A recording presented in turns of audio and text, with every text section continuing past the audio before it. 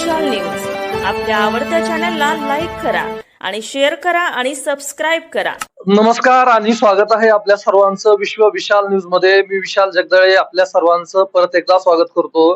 खरं तर विश्व विशाल न्यूजच्या माध्यमातून आपण वेगवेगळ्या बातम्या नेहमीच पाहत असतो आणि आज आपण वेगळी बातमी पाहणार आहोत। आपण भेटणार आहोत श्री अमित व्यंकटेश मस्के साहेबांना, सहाय्यक पोलीस निरीक्षक आहेत, वाहतूक शाखेचे ते प्रमुख आहेत आणि आपण त्यांच्याशी चर्चा करणार आहोत की सध्या आपण बघतोय धाराशिव शहरामध्ये वाढती जी वाहनांची संख्या आहे त्या संदर्भात किंवा आणखी वेगवेगळ्या प्रश्न आपण साहेबांना विचारणार आहोत। साहेब, तुमचं विश्व विशाल न्यूज मध्ये सुरुवातीला खूप खूप स्वागत आहे। धन्यवाद। मी आपला आभारी आहे। आपल्या माध्यमातून मला तर जनतेशी आहे तर काही संपर्क साधता आला याच्याबद्दल मी आपला आभारी आहे। साहेब, मला हा प्रश्न विचारायला आवडेल की सध्या वाहनांची संख्या खूप वाढत आहे आणि लोकसंख्याही खूप वाढत आहे आणि रस्त्यावरती असंख्य वाहन संख्या दिसत आहे आपल्याला। तर याला आळा बसावा आणि वाहतूक जी आहे ती व्यवस्थित चालण्यासाठी आपण कशा पद्धतीने उपाययोजना करत आहात? सर्वप्रथम आपण आमच्या दैनंदिन कामाच्या आढाव्याकडे लक्ष घेऊयात।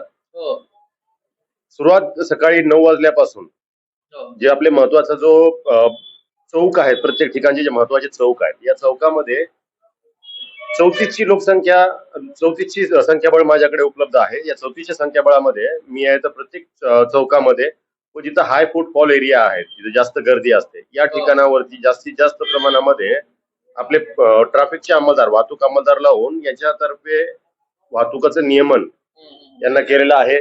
तसेच वाढत्या वाहनांच्या गर्दीला व वाढती जी वाहतूक आहे याला आहे तर आळा बसवण्याकामी व वाहतूक सुरळीत राहण्याकामी आमची आहे तर अंमलदार आहे तर चांगलं काम करून आहे तर याच्यामध्ये करतायत। बरोबर आहे। पण सर, सध्या काय आहे माहितीये का, तरुण वर्ग जे आहे, तरुण वर्गाच्या हाताला काम म्हणजे नाहीये सध्या, आपण पाहतोय। आणि तसं बघायला गेलं तर आपला मराठवाडा असेल किंवा त्यामध्ये धाराशिव असेल तर दुष्काळी पट्टा म्हणून ओळखला जातो आणि तरुण वर्गाच्या हातामध्ये वाहनांची संख्या खूप आलेली आहे। त्यामुळं काही मोठ्या प्रमाणामध्ये वाहतुकीला अडथळा निर्माण होते असं आपल्याला वाटतं का? याच्यात थोडं बहुत माझ्या मते आपण म्हणतात ती गोष्ट बरोबर आहे। तरुण वर्गाला काम किंवा उद्योग नसल्या कारणाने व दुष्काळी भाग असल्या कारणाने यंदा पडलेला दुष्काळ याच्यामुळे बहुतांशी सुशिक्षित बेकार आणि कमी शिकलेला तरुण वर्ग हा चांगला पर्याय म्हणून नाही तर रिक्षा चालक किंवा वाहन चालक म्हणून नाही तर हा पर्याय निवडत आहेत।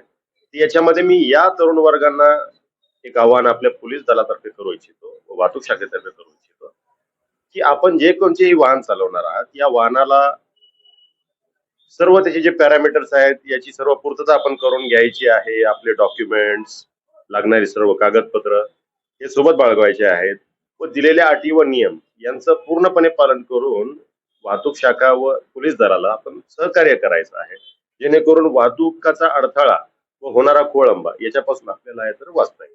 बरोबर आहे। खरं बघायला गेलं तर सर्वसामान्य व्यक्ती जे असतात किंवा सर्वसामान्य लोक जे आपण पाहतो तर वाहतुकीचे नियम पाळताना दिसत नाहीयेत बऱ्याच प्रमाणामध्ये। त्याचबरोबर वाहतुकीचे नियम पाळण्याबरोबरच गाडी चालवताना, टू व्हीलर असेल किंवा फोर व्हीलर असेल, तर ही चालवताना लोकांनी कुठल्या कुठल्या गोष्टी आपल्या बरोबर बाळगणं गरजेचं आहे, कुठले कुठले डॉक्युमेंट्स आपल्या बरोबर ठेवणं गरजेचं आहे, जेणेकरून की त्यांच्यावरती कारवाई होणार नाही आणि त्यांनी वाहतुकीचे नियम पण पाळले गेले पाहिजे।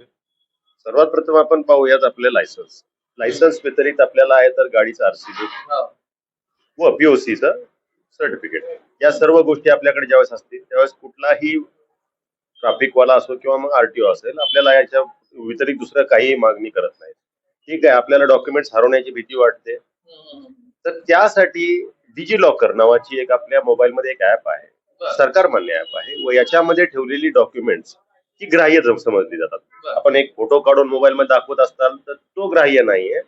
डिजी लॉकर मध्ये असलेली डॉक्युमेंटची छायांकित प्रत ही आपल्याला आपण ग्राह्य समजतो। या सर्व गोष्टी आपण आपल्या मोबाईल मध्ये जरी ठेवला तरीही आपण या पुढच्या त्रासापासून वाचू शकता व वाहतुकीचे नियम पाळू शकता। आता जसं तुम्ही म्हटलं तसं की डॉक्युमेंट घाण होण्याची शक्यता किंवा भीती लोकांना असते, त्यांनी झेरॉक्स बरोबर ठेवले तर चालते का ओरिजिनल डॉक्युमेंट बरोबर असणं आवश्यक असतं? झेरॉक्स देखील चालेल आपल्याला, पण डिजी लॉकर हा पर्याय आपल्याला आता इलेक्ट्रॉनिक मीडियाचा काळ आलेला आहे। आपल्याकडे आता पेमेंट देखील आहे तर कॅशलेस झालेला आहे. तर याकरिता आता डिजी लॉकरची आपल्याकडे ती फॅसिलिटी देखील आहे. डिजी लॉकर मध्ये आपली सर्व डॉक्युमेंट्स, याच्यामध्ये पासपोर्ट पासून बाकी सर्व डॉक्युमेंट जरी आपण याच्यात ठेवली तर ती देखील ग्राह्य समजली जातात. त्याच्यामुळे डिजी लॉकर हा पर्याय आपल्यासाठी चांगला आहे.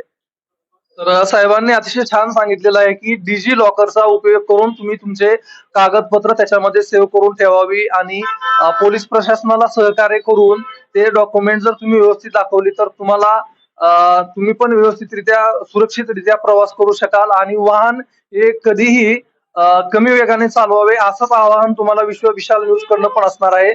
साहेब, अजून एक महत्वाचा प्रश्न असा आहे की पालक कुठेतरी चुकतायत का असं वाटतंय, कारण पालकांचं कसं असतं 18 वर्षाच्या आतील मुलांच्या हातामध्ये पण आजकाल स्कूटी असेल किंवा वेगवेगळी वाहनं असतील तर ते दिसून येत आहेत, सर्रास दिसून येत आहेत. तर यामुळं पालकांवर किंवा त्या गाडी चालवणाऱ्या मुलावरती काय कारवाई होऊ शकते, आपण काय सांगाल? सर्वात प्रथम आपण जो मुद्दा सांगितला की लहान मुलांच्या हातामध्ये पालक हे कौतुकाने आहेत आपले वाहन देतात, पण याच्याद्वारे जो झालेला अपघात आहे, या अपघातानंतर जो काही क्लेम मिळणार असतो तर हा क्लेम पूर्ण वय परिपक्व न झालेल्या मुलाच्या हातात आपण जर वाहन देत असू तर ते अपघात होऊन जर समजा काही कॅज्युअलिटी झाली किंवा काही नुकसान झालं तर तो मिळण्यास अपात्र होतो. त्याकरिता मी पालकांना एक आवाहन करू इच्छितो की आपण लहान मुलांच्या हातामध्ये वाहन देऊ नका. अन्यथा आपले स्वतःचे जो पोझिशन धारक आहे, जो गाडीचा मालक आहे, त्यांचं आहे तर लायसन्स रद्द होऊ शकतं आणि असे लायसन्स रद्दचे प्रस्ताव मी पाठवलेले आहेत आणि बहुतांशी लोकांचे लायसन्स रद्द देखील झालेले आहेत. मग पुन्हा आपल्याला पुनश्च नवीन लायसन्स काढण्याची तरतूद लागू ठेवलेली असते. ज्यावेळेस तुमचं लायसन्स रद्द होतं त्यावेळेस तुम्हाला पुन्हा लायसन्स काढण्याकरिता आरटीओ मध्ये जाऊन आहे तर खेटे घालावं लागणार आहे. तर त्याकरिता आपण ही चूक करू नका, लहान मुलाच्या हातामध्ये देऊ नका, आपलं लायसन्स रद्द होईल. लायसन रद्द होईल किंवा लायसन रद्द होतं हे बरोबर आहे, पण लहान मुलांच्या हातामध्ये वाहन देणं हे अक्षम्य चूक आहे. तर तुम्ही पालकांना काय आवाहन कराल की सर्रास आपण बघतोय रोडवर किंवा लहान मुलांच्या हातामध्ये गाडी देत आहेत आणि सनाटीनं म्हणजे सुसाट वेगाने ते वाहनं चालवत आहेत, तर त्या पालकांवरती शासकीय दंडात्मक कारवाई किंवा त्यांना कैदेची शिक्षा वगैरे असं काय आहे का आपल्या नियमामध्ये? ही गोष्ट देखील आपल्याकडे होऊ शकेल जर मुलांच्या हाताने अपघात झाला. तर सर्वात प्रथम आपल्याला लायसन्स रद्दचा हा प्रकार जो आहे, हा प्रकार आपल्याला आहे तो होऊ शकतो. त्याच्यामुळे पुढची जी इनकन्व्हिनियन्स आहे किंवा गैरसोय आहे, पुन्हा आणखी धकाधकीच्या जीवनामध्ये आपला सर्व वेळ सोडून आपण आहे तर त्या कामाला लागणे, यासाठी आपण आहे तर खबरदारी बाळगा. व बाकीच्या सर्व दंडाच्या गोष्टी किंवा मग लायसन्स रद्द या सर्व गोष्टी बाजूला ठेवून आपली जी येणारी पिढी आहे तिचं जीवन धोक्यात घालणे हा प्रकार आहे. त्यामुळं पालकांना ही विनंती आहे, माझी आवाहन करण्यापेक्षा मी पालकांना विनंती करू इच्छितो की मुलांच्या हाती असे वाहन न देता आपण आहे त्यांच्यावर लक्ष ठेवावे, जेणेकरून मुलं आहेत आपल्या परस्पर वाहने घेऊन जाणार नाही व वाहने चालवणार नाहीत.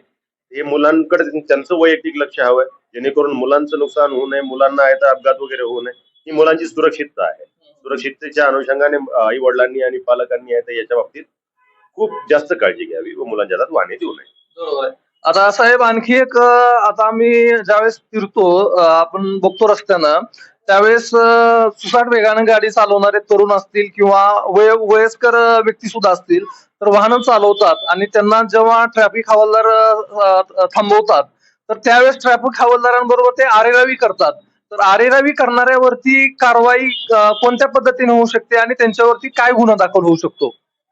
आरेरावी करणे आणि हुजत घालत बसणे हा प्रकार आहे तर सर्रासपणे आपण पाहतो. याच्यामध्ये यांच्या शासकीय कामात अडथळा निर्माण केला म्हणून 353 ची आपल्या विरुद्ध कारवाई होऊ शकते. भारतीय दंडविधान संहिता कलम 353 या दंडात्मक याच्यानुसार आपल्यावर कलमानुसार आपल्यावर कारवाई करण्यात येऊ शकते. त्यामुळे तर पोलिसांची हुजत न करता पोलिसांना सहकार्य करायचं आहे. पोलिसांनी हात दाखवून गाडी साईडला घेतली त्यावेळेस साईडला घ्यायची आहे. त्यावेळेस कसलीही प्रकारची हुजत न करता पोलिसांशी व्यवस्थित आपल्या सौहार्दाने बोलायचे आहे. एवढा मात्र आपण करू शकता. मी जनतेला देखील आहे तर हे आव्हान आहे की ट्रॅफिक पोलीस हे तुमच्याकरिताच आहेत, आम्ही तुमच्यासाठी तिथे रस्त्यावर थांबलेलो आहोत. अपघातापासून बचाव व आपले वाहतुकाचं नियमन यासाठी याचा पोलीस तो उभा आहे, ना की तुमचा तो शत्रू आहे. त्यामुळे तुम्ही कसल्याही प्रकारची हुजत न घालता पोलिसांना सहकार्य करा.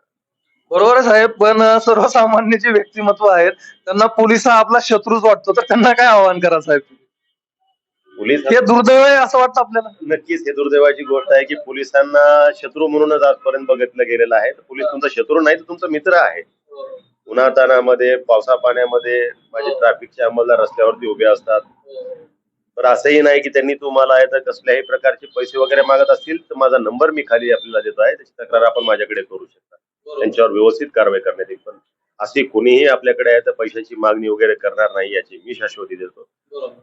कसल्याही प्रकारचा आहे तर गैरव्यवहार आपल्या पोलीस अंमलदारामार्फत होणार नाही याची देखील मी शाश्वती घेतो. साहेब, मला तुम्हाला असा एक प्रश्न विचारावासा वाटतो की संध्याकाळची वेळ असेल किंवा अगदी दुपारच्या भर उन्हामध्ये पण आपण पाहतो की काही लोक जे आहेत ते दारू पिऊन वाहनं चालवतात आणि या दारू पिणाऱ्या लोकांमुळेच खरं तर बाकीच्या म्हणजे जे सुरक्षितपणे वाहनं चालवतात त्यांना सुद्धा त्रास होतो.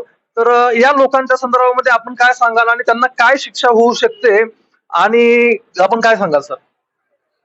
सर्वात प्रथम आपण बघूयात मोटर व्हेकल ऍक्ट कलम 185 याद्वारे या नियमान्वये दारू पिऊन वाहन चालवणाऱ्याला तर माननीय न्यायालयामार्फत 1000 ते 5000 ते 10,000 याच्यामध्ये माननीय न्यायालयाच्या दंडानुसार दंड होऊ शकतो व त्यांचं लायसन्स जप्ती करणे, लायसन्स रद्द करणे अशा प्रकारच्या त्यांना दंड व शिक्षा येऊ शकतात.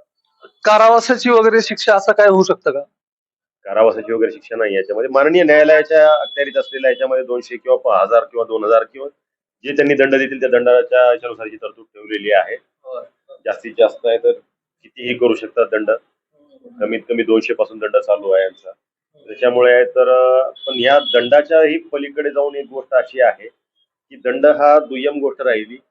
दारू पिऊन वाहन चालवून झालेले मैताचं नुकसान आहे तर आपण भरून काढू शकत नाही. त्याच्यामुळे आहे तर मी सर्वसामान्य नागरिकांना व जनतेला एक आव्हान करू इच्छितो की दारू पिऊन मद्यप्राशन करून आपले वाहन चालवू नका, जेणेकरून हे अपघाताला निमंत्रण आहे. साहेब, खरं तर तुम्ही अतिशय छान सांगितलेलं आहे की दारू पिऊन गाडी चालवणं हा खरंच गुन्हाच आहे आणि गुन्हा असल्याबरोबरच खरं तर आपल्यासाठी सुद्धा किती असुरक्षित आहे हे आपण सांगितलेलंच आहे. तर खरंच सगळ्यांना विनंती आहे की दारू पिऊन कधीही वाहन चालवू नये अशी विनंती सुद्धा आपण विश्व विशाल न्यूजच्या माध्यमातून तुम्हाला करतोय. तर बघा, पोलीस हा खरं तर सर्वसामान्य माणूस हा पोलिसांकडे वेगळ्या नजरेने पाहतो. तर वेगळ्या नजरेने पाहता, वेगळी नजर म्हणजे तुमच्या लक्षात आलंच असेल, तुम्ही पोलिसांना आपला शत्रू समजता, पण पोलीस हा खरं तर शत्रू नसून आपला मित्र आहे. पोलीस बघायला गेलं तर अगदी उन्हातानाचं तुम्ही बघत असाल तर मी कॅमेरामनला विनंती करतो की प्लीज आपण दाखवावं की पोलीस जे आहेत ते कशा पद्धतीने उन्हातानामध्ये काम करतायत. प्लीज आपण दाखवावं.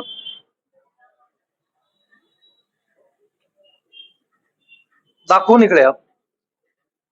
महाराजांच्या पुतळ्याकडे पण बघा. महाराजांच्या पुतळ्यांकडे पण दाखवा.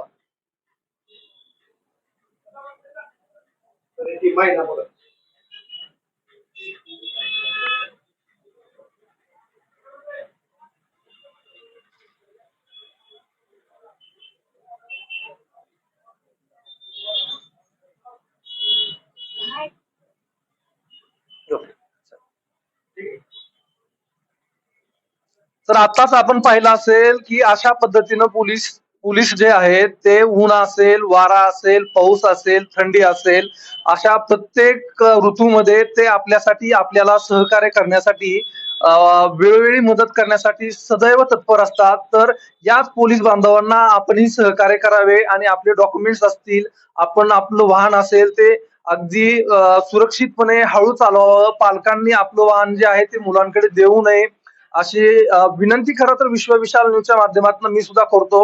आणि साहेब, तुम्ही विश्व विशाल न्यूज साठी बातचीत केली त्याबद्दल आपलं विश्व विशाल न्यूजच्या संपूर्ण टीमकडनं आभार व्यक्त करतो. धन्यवाद. आपण विश्व विशाल न्यूज वरती अशाच नवनवीन बातम्या पाहत राहणार आहोत आणि अशाच बातम्या पाहण्यासाठी तुम्ही विश्व विशाल न्यूजला नक्की सबस्क्राईब करून बेल आयकॉनला क्लिक करा. त्याचबरोबर तुम्ही जर हा व्हिडिओ फेसबुक पेजला पाहत असाल तर फेसबुक पेज नक्कीच फॉलो करा. आणि आपण इथंच थांबूयात. कॅमेरामन विक्रम राठोड सह मी विशाल जगदाळे, धाराशिव. धन्यवाद. विश्व विशाल न्यूज आपल्या आवडत्या चॅनलला लाईक करा आणि शेअर करा आणि सबस्क्राईब करा.